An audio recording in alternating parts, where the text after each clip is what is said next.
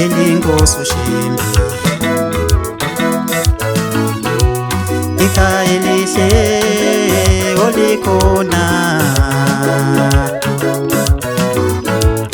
ungabona nje mina ngijabule inkosi ushimbi ungabona nje mina ngiyile inkosi ushembe ikhaya elihle olikhona ikhaya lihle limibhade likhona ungabona nje mina ngijabule inkosi ushimbi ungabona nje mina ngiyile inkosi ushembe ikhaya elihle olikhona ikhaya lihle limibhade likhona lizwe lesithembiso leli ungabona nje mina ngiyile inkosi ushembe esalethenjiswe emazulwini ikhaya lihle limibhade likhona lizwe lesithembiso leli ungabona nje mina ngiyile inkosi ushembe esalethenjiswe emazulwini ikhaya lihle limibhade likhona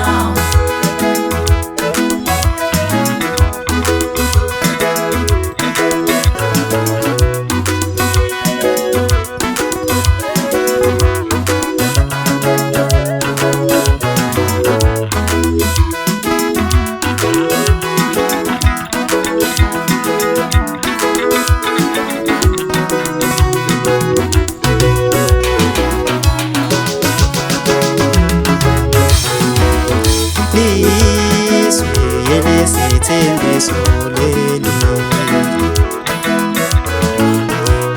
esalethenjiswe emazulwini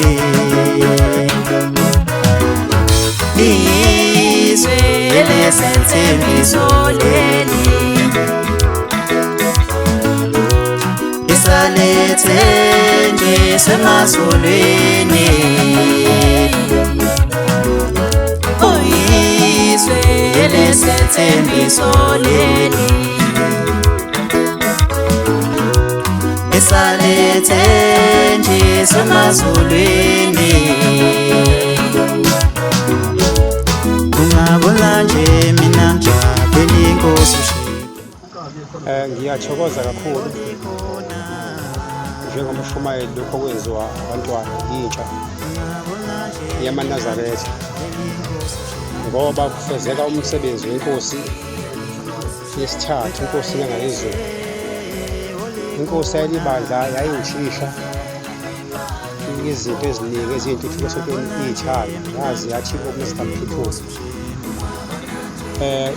kuhle okwenziwa abantwana uma beveza amakhono abo kuyasijabulisa singathi-ke bangakhula baye phambili ngoba lokhu kuyisiprofetho esashiwo inkosi yamaNazaretha ukuthi thuthukile phambili yathi abantwana abafunde ey'koleni babey'nto zonke bacule bebe nemidlalo emihle bafunde ngisho emayunivesithi ngoba bahambe beyibona abaphatha izwe lokho kwenzekayo-ke kuyangithosa kakhulu singathi kungaqhubeka nakwabanye bakufunde singahlali nentsha esonge izandla engenzi lutho esontweni lokhu kuvikela abantwana ukuthi bangangeni ey'dakamizweni bangangeni ophuzweni iyasidumaza kakhulu lento namhlanje sibona intsha igcwele emajoyintini amantombazane nabafana lahlisa ithemba ukuthi masihamba kulo mhlaba ikusasa lizofa nekusasa le-Afrika ngiyabonga kakhulu ngiyathokoza engathi abantwana baqhubela phambili bakhule lento benziswe nakwabanye ngiyabonga amen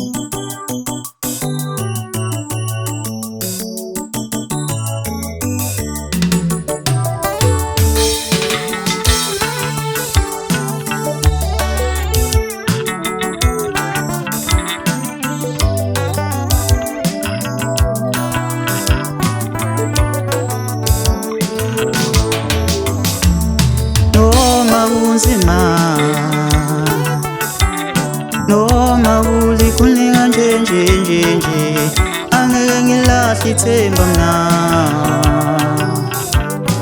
phoze ngiphumelele noma kunzima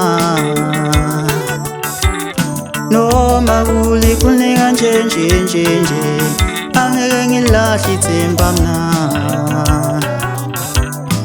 phoze ngiphumelele noma kunzima noma kulikhuni kanje nje angeke ngilahle ithemba mina phoze ngiphumelele madoda kule mpilo kunzima ngiyantshela akhona kule mpilo kunzima ngiyantshela we angeke ngilahle ithemba mina phoze ngiphumelele madoda kule mpilo kunzima ngiyantshela akhona kule mpilo kunzima ngiyantshela we angeke ngilahle ithemba mina phoze ngiphumelele noma kunzima noma kulikhuni kanje nje angeke ngilahle ithemba mina phoze ngiphumelele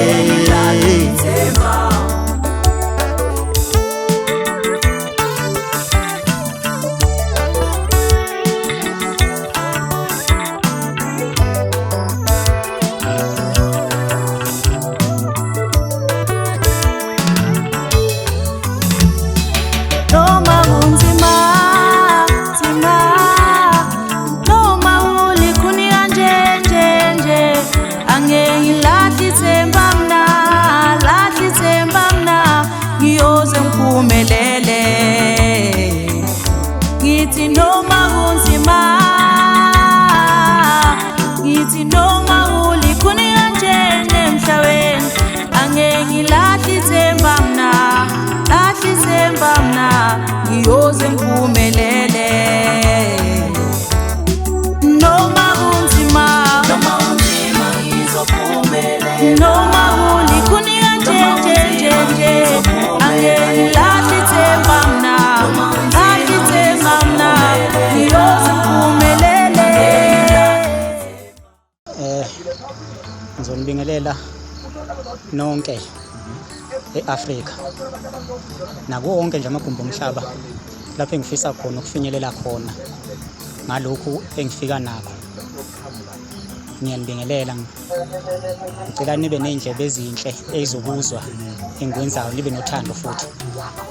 Ngizoqala ngisho igama lami nguPhumlani ngokwamthetho eStenga kwaMaphumulo. Ithempeli engibhadadiswe kulona Isiphiweni ithempeli.